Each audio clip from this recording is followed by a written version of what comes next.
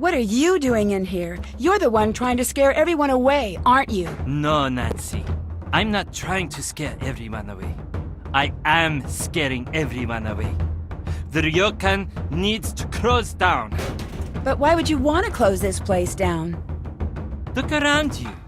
Does this look like a good place? Everyone can sense it immediately, and it makes them leave. Everyone but you. But when I tell Miwako that you're here to collect info for Savannah's next book, you'll be out of here too. I've got to find a way to keep him from escaping. Not so fast.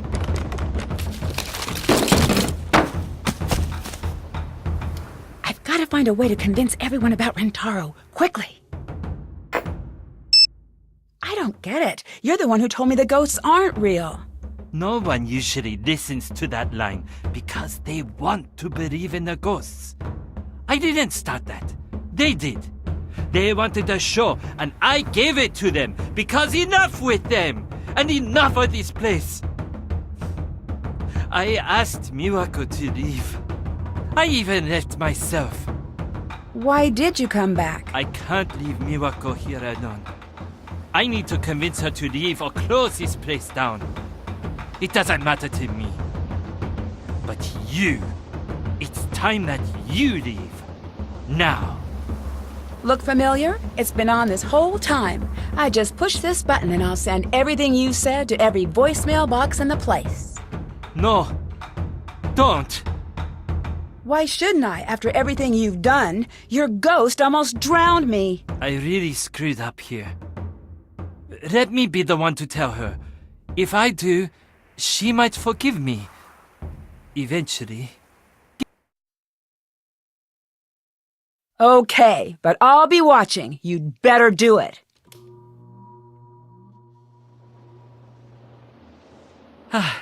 Thanks, Nancy. Oh, this is going to be terrible, isn't it? Okay. Dear Hannah, Rentaro confessed to Miwako and Takai. It was not a pretty sight. After many months of apologizing and begging, Miwako agreed to allow Rentaro to undo some of the damage he'd done to the ryokan's reputation. Instead of scaring away guests, Rentaro was using his skills to modernize the ryokan in small, Takai-approved ways.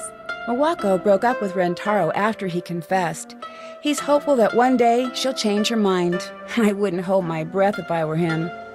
Once the girls found out Kasumi's true wishes, everyone agreed that the ryokan should be passed on to Miwako. Miwako accepted the position. As the official owner, she started to really enjoy her work, and it shows. Now that there's no pressure to take over the family business, Yumi's been spending more time at the inn. She's even agreed to expand her business to include catering to the ryokan. Thanks to Yumi's incessant pushing, Miwako finally agreed to spend a little time in the city. From the looks of it, she had a great time. No longer worried about losing the ryokan, Takai is finding herself busier than ever. Her classes in the traditional arts are booked for months in advance. She said she'd always fit me in for a calligraphy lesson, even if it may be a bit of a lost cause. From what I hear, the ryokan's no longer the creepy place I remember. Customers are returning with a vengeance. Guess that means it'll be harder for me to get reservations next time I visit. As for me, I finally got to spend some time in the town with Bess and George, and it was worth the wait. From the boutiques to the traditional cultural exhibits throughout the city, I don't think we've ever had so much fun on a trip. See you soon. Love, Nancy.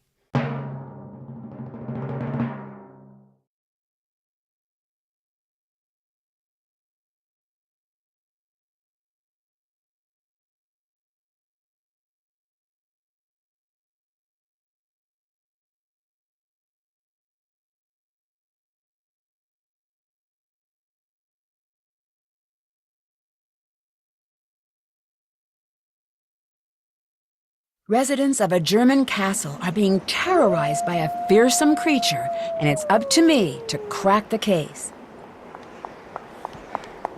Once I arrive at the castle, I begin to suspect that there may be more to this monster story than just superstition.